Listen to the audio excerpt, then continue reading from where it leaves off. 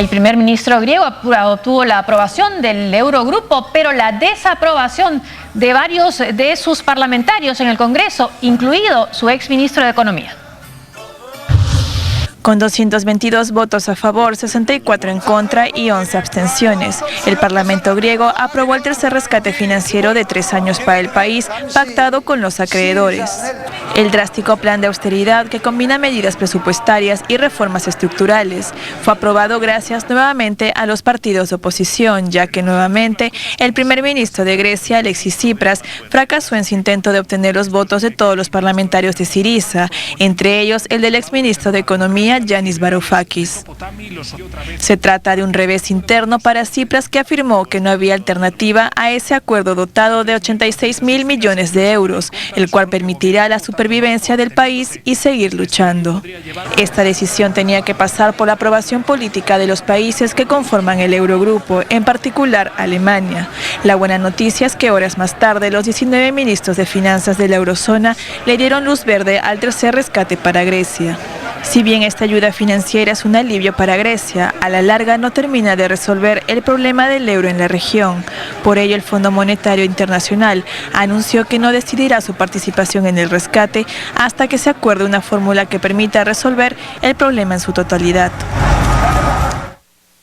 Y Tsipras ganó la aprobación del Eurogrupo, pero ahora pierde varios de sus parlamentarios, por lo menos en esta votación, ¿no? Incluido la figura más emblemática de lo que ha sido toda esta crisis griega, que ahí lo vemos a Varoufakis, ¿no? En este momento no, que votó en contra de la aprobación de este tercer rescate. Vemos los miembros del Eurogrupo. ¿Cómo queda Varoufakis, no? Porque llegó con una plataforma, ha tenido que cambiar, luchó por ella, no pudo, ha tenido que cambiar y ahora ha conseguido esta aprobación con la oposición. Así es, exactamente. O sea, de su partido, de 149 parlamentarios de su partido, 42 han votado en contra o se abstuvieron, más uno que estuvo ausente, ¿no? Y finalmente es con buena parte de los votos de la oposición que ha podido conseguir esta aprobación. O sea, él está en una posición política interna delicada. Él incluso le amenazó que si, digamos, se expandía, digamos, si no había una solidaridad por parte de su partido con él, incluso podía simplemente convocar a nuevas elecciones, ¿no? Así es. Entonces, pero en todo caso se ha dado esta aprobación por parte, bueno, del Parlamento griego, también a nivel de los ministros de Finanzas de la Eurozona. Falta ahora que se aprueben en algunos países por los congresos, en particular Alemania, pero en principio debería darse esta aprobación. El punto más complicado ahora tal vez es como se ha dicho en el reportaje, es el tema del Fondo Monetario Internacional, que desde un inicio ellos vienen diciendo que se tiene que dar algún tipo de alivio sobre el monto general, digamos, sobre la deuda general de Grecia y concretamente, si no una reducción, pero sí por lo menos bajar los intereses y, digamos, hacer un calendario un poco más extenso, ¿no? Digamos, los vencimientos, postergarlos un poco más para darle un alivio a Grecia y mientras esto no se haga, el Fondo Monetario no está dispuesto a poner dinero de una vez, ¿no? Regresamos a América Latina. En Ecuador, manifestantes y policías se enfrentaron con palos y piedras y gases lacrimógenos alrededor del Palacio Presidencial, el Palacio de Carondelet. El centro histórico de Quito fue escenario de varios incidentes y enfrentamientos entre la policía, organizaciones sindicales y el movimiento indígena, quienes acatan un paro nacional contra las políticas del presidente Rafael Correa. No hemos ganado una batalla. Creo que el pueblo ecuatoriano, específicamente la ciudad de Quito, se ha levantado, le ha perdido el miedo y se ha demostrado de que hay un pueblo totalmente inconforme con el presidente Correa, con sus políticas. En tal virtud, hoy ha sido un éxito y esto va a continuar, porque eso es lo que hemos decidido, continuar en la lucha hasta tener resultados y que el gobierno dé respuesta a los manifestantes.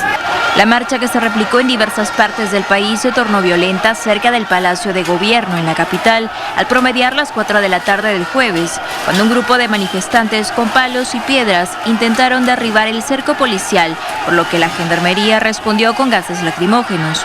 Producto de la trifulca, unas 47 personas fueron detenidas, mientras 67 policías resultaron heridos. Según el Viceministerio de Seguridad Interna, la mayoría de las agresiones contra los agentes de seguridad se registraron en las provincias de Pichincha, Guayas y Cotopaxi. De momento se han iniciado las acciones legales contra los asusadores de la violencia. Sin embargo, el presidente de la Confederación de Nacionalidades Indígenas de Ecuador, Jorge Herrera, atribuye a infiltrados los incidentes en Quito. En paralelo, simpatizantes del presidente Correa se agruparon en la Plaza de la Independencia, cerca del Palacio de Carondelet. Hasta el lugar acudió el mismo jefe de Estado, quien minimizó las marchas contra su administración. Y hoy hemos supuestamente enfrentado marcha, levantamientos, paros, y Quito, la patria, ni lo ha sentido, porque los millones de ecuatorianos han trabajado aún con mucho más ahínco, con mucho más amor por la patria nueva. Gracias, Ecuador querido. Hacia la medianoche, el mandatario ecuatoriano escribió en su cuenta de Twitter. Allí acusó nuevamente a los dirigentes de la marcha de carecer de legitimidad. Asimismo, reiteró que su gobierno no cederá al chantaje de grupos poderosos que buscan desestabilizar su gestión, dejando en claro su disposición de no participar de un diálogo con la dirigencia sindical e indígena para atender sus demandas. El presidente Correa enfrenta estas manifestaciones en su contra por motivos económicos, motivos políticos, también como la reelección indefinida, pero que también para muchos no es mera coincidencia que se den en el mismo momento en que el precio del petróleo ha bajado bastante, además de las, por supuesto, protestas y los reclamos legítimos que pueden tener los manifestantes, ¿no? Bueno, sí, en realidad hace 2 años un poco que empezaron una serie de protestas, ¿no? Empezó con este tema del Yasuní, de la reserva, que fue cancelado el proyecto que tenía el gobierno de no explotar el petróleo en la zona a cambio de financiamiento externo. Hubieron protestas a ese respecto, incluso se propugnó un referéndum, pero que fue finalmente rechazado por las autoridades. Han habido protestas también antes de la visita del Papa, ¿no? Como que la calle salió calentando, sobre todo alrededor de este proyecto de los impuestos a las herencias, ¿no? Que, digamos, obligó incluso al gobierno de Correa, que no está acostumbrado a esto, lo obligaron a retroceder, ¿no? Y digamos, como un poco como manifestación electoral de este descontento que se da de hace 2 años, las elecciones municipales, ¿no? del año pasado no le fueron tan favorables al gobierno, ¿no? Evidentemente Correa sigue siendo un presidente popular, pero digamos que como hubiera una especie de descontento que poco a poco se va manifestando, los principales líderes políticos también han manifestado, digamos, cada vez más ruidosamente su descontento. Correa ha llamado a un diálogo. Pero así no hemos visto últimamente, ¿no? No, en realidad hay, como se dice, la calle se está calentando, encima están los indígenas que han entrado en acción. Entonces es un momento complicado que, como tú decías, coincide con el tema de la baja del petróleo. Ecuador tiene el grave problema es que se ha endeudado bastante para hacer muchos trabajos de infraestructura. Es un gobierno que, como se dice, no ha guardado pan para mayo. Aunque claro, son obras que quedan, ¿no? Son obras que quedan, pero lo que pasa es que se ha endeudado mucho. Y no solamente eso, que el Estado ha crecido bastante y ahora se ve, tiene que recursearse, como se dice, por ejemplo, vendiendo por adelantado, ya como lo está haciendo con China, ¿no? Ahora le está vendiendo petróleo también por adelantado a Tailandia. Entonces, como que ya está un poco rascando la olla a ver por dónde saca dinero, ¿no? Y eso es sumamente complicado, ¿no? En Colombia, vamos a Colombia, el presidente Juan Manuel Santos dijo que está dispuesto a negociar incluso con el máximo líder de las FARC. El presidente Juan Manuel Santos aclaró que no ordenará un ataque contra Rodrigo Londoño Echeverry, alias Timochenko, sindicado como el jefe máximo de las FARC. En esa línea, el jefe de Estado expresó su disposición de negociar personalmente con el líder guerrillero a fin de finiquitar el conflicto lo más pronto posible. Yo no tengo ningún problema en reunirme con Timochenko a estas alturas, bien sea para acelerar, bien sea para rematar. Lo que a mí me interesa es finiquitar este conflicto lo más pronto posible y por eso estoy dispuesto a reunirme en cualquier circunstancia.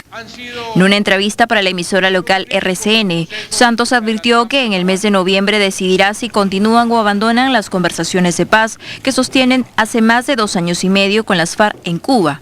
Aunque han presentado altibajos en sus negociaciones, ambas partes han logrado ciertos avances significativos, como reducir la intensidad de los enfrentamientos entre el grupo armado y el ejército. Como se recuerda, el 20 de julio las FARC anunciaron un cese al fuego unilateral. En respuesta, el gobierno ordenó suspender los bombardeos contra los campamentos de la guerrilla en la selva y montañas. Por ahora, ambas partes discuten sobre la compensación a las víctimas. Por ello, Naciones Unidas ha designado a un vocero, el francés Jean Arnault, como delegado de esas conversaciones que buscan una salida a más de 50 años de guerra interna que han dejado 7 millones de víctimas. Bueno, y Juan Manuel Santos sigue pues en su propósito de llegar a un acuerdo de paz con la FARC, eso fue su bandera electoral para ese segundo periodo, y ha recibido un último espaldarazo de la justicia de su país en una reunión de jueces y fiscales, informa la prensa colombiana, en Cartagena. El presidente de la Corte le ha dicho toda la rama judicial lo acompaña, y es que lo que se informa es que en ese momento están buscando formas jurídicas para definir lo que va a ser lo que llama la justicia transicional, ¿no? En la etapa post-conflicto para llegar al acuerdo de paz o tras el acuerdo de paz, ¿no? Exactamente, ¿no? Eso es muy importante, este respaldo, porque claro, se está hablando pues de cuál es digamos, lo que se va, la justicia que se va a aplicar, ¿no? Que sería esta justicia transicional. Digamos, todavía falta que las FARC acepten, ¿no? Incluso esa justicia transicional, que significa penas menores, pero penas igual. ¿no? Y cómo reincorporar la vida civil a los combatientes también. Exactamente. Entonces, ese es uno de los, digamos, es un punto álgido, es el principal punto tal vez de desacuerdo, ¿no? en estas negociaciones. Por lo tanto, este apoyo ya que el aparato judicial le dé al gobierno es importante, ¿no? Y también ha habido toda una polémica en la que por supuesto ha participado el expresidente Álvaro Uribe, que es muy activo en las críticas, en su posición, es sobre lo que han llamado el congresito, ¿no? La idea que legisladores, que si no es una asamblea constituyente, que se forme una comisión legislativa para poder ir llevando legalmente los acuerdos que se pueden haber acordado en estos diálogos con las FARC. Incluso se ha hablado de la participación de los propios guerrilleros. Claro, y eso reemplazaría también la idea del incluso hasta de un referéndum, ¿no? Es una forma jurídica, pero que todavía no tiene mucha, digamos, ha habido declaraciones por parte de Santos al respecto, pero que todavía no se tiene muy bien claro cuál es el contorno, ¿no? Es una idea que se está trabajando, pero todavía está un poco verde, ¿no? Pero evidentemente, bueno, el uribismo inmediatamente se ha mostrado en contra, bueno, eso... Y que representa un sector de la población que tiene esta... Y claro, hay que decirlo, porque además hay que siempre recordarlo, ¿no? Mayoritariamente la población está muy escéptica, estamos hablando de cifras del 80% respecto a esta negociación. O sea, el uribismo en medio de todo representa, representa pues una parte importante de la población. Eso aunque ganó Santos las elecciones con esa propuesta. Aunque las haya ganado, ¿no? Aunque las haya ganado, pero, digamos, después de los últimos eventos que han habido, exactamente ¿no? La posición de la población se ha vuelto incluso más escéptica que antes, ¿no? Así es. El presidente de México, Enrique Peña Nieto, y su par chilena, Michelle Bachelet, firmaron 3 acuerdos para fortalecer lazos bilaterales en materia de turismo,